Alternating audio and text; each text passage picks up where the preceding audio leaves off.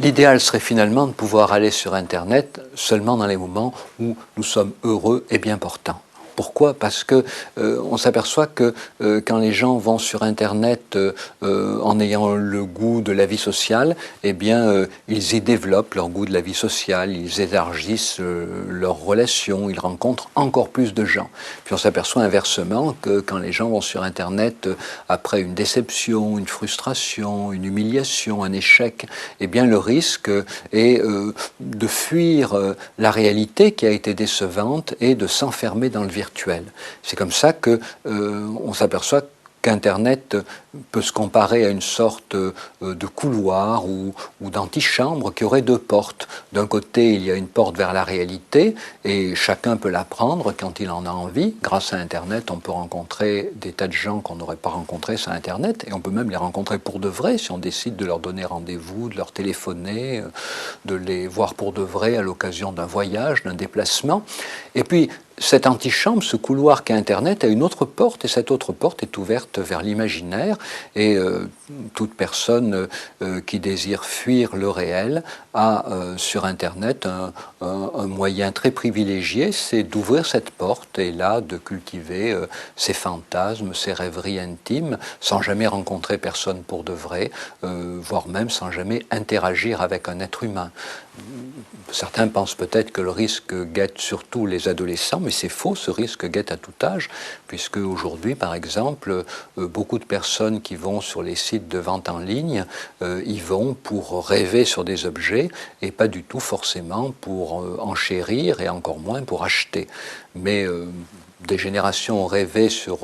des catalogues de vente par correspondance, rêvé sur des produits qu'on imagine acheter mais qu'on n'achètera finalement pas. Aujourd'hui, les sites de vente en ligne sur Internet jouent le même rôle. Donc, une porte ouverte vers le réel, une porte ouverte vers l'imaginaire, et puis aussi la possibilité pour ceux qui vont sur Internet de rester entre les deux. Et je dirais que c'est là où c'est le plus intéressant finalement, c'est là où c'est le plus novateur. Ce sont les personnes qui vont décider d'interagir avec des vrais gens sur Internet, mais sans jamais les rencontrer pour de vrai. C'est-à-dire qu'ils ne sont pas vraiment dans l'imaginaire, puisqu'ils interagissent avec des vrais gens. Ils ne sont pas vraiment dans la réalité, parce que ces vrais gens, ils ne les connaissent pas pour de vrai. Donc vous pouvez sur Internet interagir avec une très jolie jeune femme, et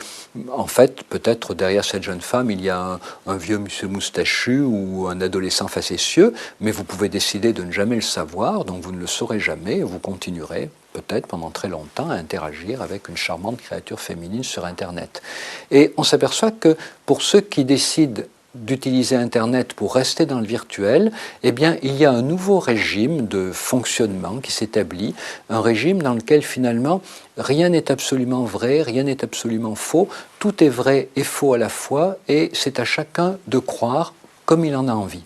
Et vous voyez que là, on n'est pas vraiment dans la réalité, on n'a pas une épreuve de réalité, comme on dit traditionnellement. On n'est pas non plus dans l'imaginaire, puisqu'on interagit avec des vrais gens qui vont éventuellement pouvoir nous dire ce que tu me racontes là ne me plaît pas, enfin des vrais gens qui vont éventuellement nous remettre à notre place. On pourra avoir de vrais échanges de qualité, mais en même temps avec des interlocuteurs dont nous ne saurons jamais s'ils sont vraiment ce qu'ils nous disent être, ou si les événements dont ils nous parlent sont exacts ou pas, puisque nous ne pourrons jamais en avoir de preuves. Donc aujourd'hui, Internet, c'est ce gigantesque espace qui permet à certains d'aller vers une réalité plus large, plus complexe, plus riche. C'est aussi un instrument qui permet à certains de s'enfermer dans l'imaginaire, et on en parle beaucoup, mais il faut se rendre compte que de plus en plus, ce sera un espace dans lequel nous serons conviés à avoir des relations virtuelles, c'est-à-dire des relations indécidables, dans lesquelles c'est nous qui serons sommés, en quelque sorte, de choisir à tout moment le degré de réalité que nous voudrons donner à ce que nous côtoyons.